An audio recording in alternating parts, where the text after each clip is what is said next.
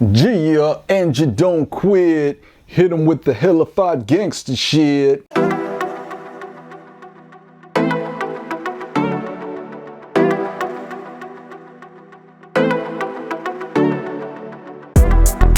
Ah yeah, it's time to travel and bang, baby.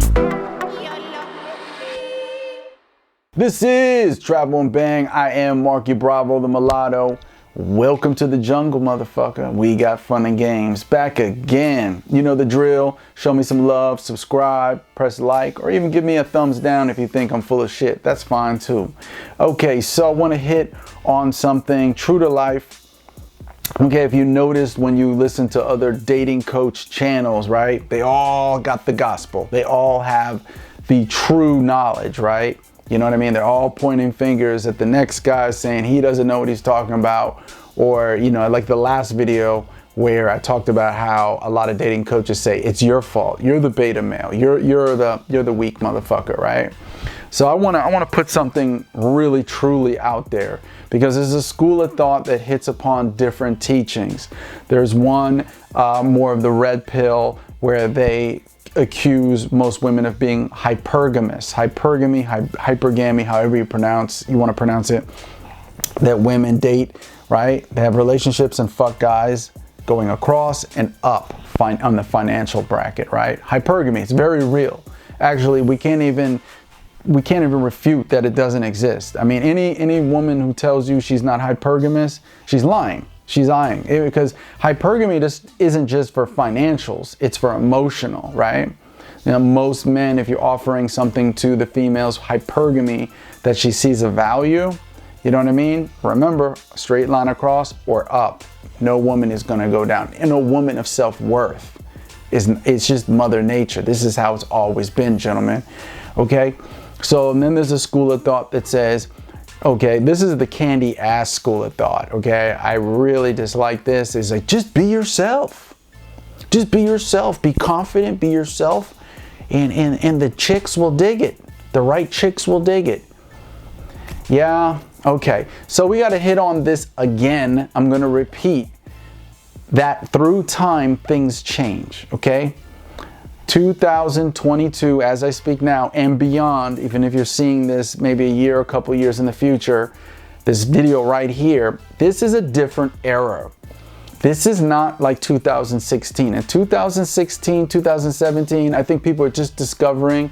They kind of ran into Coach Corey Wayne's material, love his work.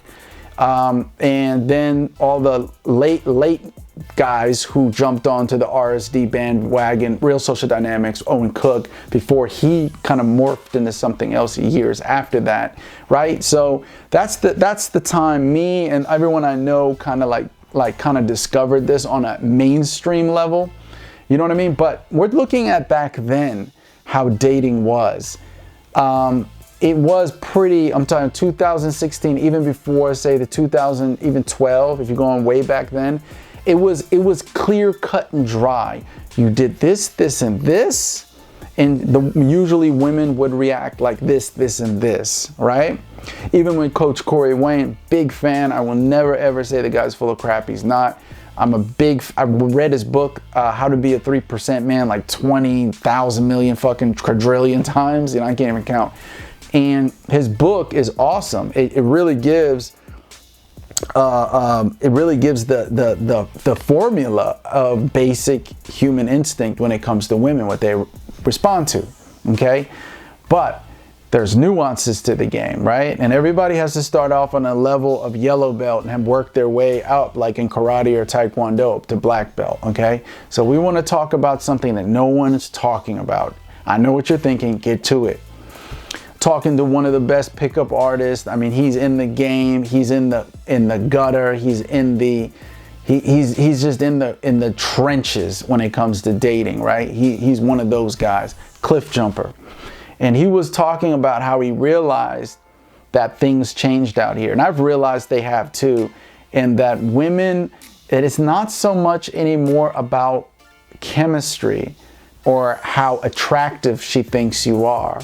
It's not even, I'm gonna blow your mind. It's not even anymore about Hypergamy, so to say, in the financial sense, your status, you know, whatever, how much money you got in the bank. It's not that. I know you're thinking like, well, what is it? This is what's ruling over all that. That is just the icing on the cake when it comes for women, right? Don't get me wrong, that's still very relevant. Hypergamy is real. But what's going on, especially with how the economy is worldwide, is women are attracted to convenience. You know what I mean? Like, doesn't that blow your mind? If it doesn't, don't, you know, you're just acting like you knew this, right? Convenience. Me and Cliff Jumper were talking about that. He shocked me. He like brought this to my attention. Like, I didn't really 100% focus in on this, and I want all the men who are writing notes on how to make their game better, their seduction skills better, to pay attention to this. Women are more focused not on chemistry or not on how interested they are. Genuine interest, you know what Rollo Tomasi talks about in The Rational Male, that genuine interest rules all, you know, that's what you're looking for. Well, the crazy thing is now what we're seeing is most women aren't even really genuinely looking for genuine, you can't negotiate genuine desire, right? They're not even looking for genuine desire. They're just looking for, are you convenient? Are you convenient? Literally. So, and I've experienced it many a times, and I didn't really pick up on it. And then Cliff Jumper pointed it out, it's happening to him all the time. And then 20 other dudes from different countries we know are pointing this out at the same time. That it's like, almost like this is the lazy society we live in, this fast food world that we live in. I want the hamburger, the fries, the Coke, less than a couple minutes. Thank you. And that's how it is. That's how a lot of women are looking at this. Are you convenient? So it could be a guy who's, you know, that's not that attractive, who's even very short, has a dad bod, a beer belly, whatever, and he could be right now. This is the times we're living in. He could be banging a really hot girl, and maybe you're a good-looking guy. Maybe you look like Brad Pitt when he was 24, right? But you're in an era now where she's not banging that guy. She's banging the guy with the dad bod who's not that good looking. Why? Not because he nothing to down that, but he's convenient. Do you understand? That guy lives close to her. That guy fits her schedule. What am I getting at, gentlemen? I'm getting at the schedules that women like now. This is what it's turned into. It's about, as a single man, you finding the most attractive woman that you could possibly find for you that turns you on, whose your schedule matches her schedule, right? And if you align with that, you know, she'll become sexually intimate with you. But if you don't align for that, I remember I asked this woman a couple months ago. I asked her that, you know what I'm saying? I'm not gonna say who she is because she watches my video. She probably know I'm talking about it anyway. But I asked if she wanted to meet up. You know what I mean? I didn't even sound like I was really like trying to get with her. I was just like, hey, you want to meet up for coffee or some vino, some wine? And she didn't want to do it. And then later I realized why. Same reason why Cliff Jumper said I wasn't convenient. She lives in North Tampa. I live all the way in the South, very, very South Tampa, right? In Florida. And so it's not convenient for her. It's not that she's not attracted. I think she's very attracted to me. I sense it, but I'm just not convenient. And right now where most women are in their life, because of all these responsibilities, these obligations, things to do, that, you know, everything's rush, go, jobs, this. I mean, we live in a highly stressed out world. You know what I mean? Cortisol, stress hormone pumping through the blood vessels of most humans now is nothing compared to, believe it or not, your ancestors who are running almost butt naked through the jungle, or, you know, maybe not the jungle, even in Nordic, freezing tundra of Europe, wherever your ancestors are from, all right? You, as a modern person, go through more stress than them. Isn't that crazy?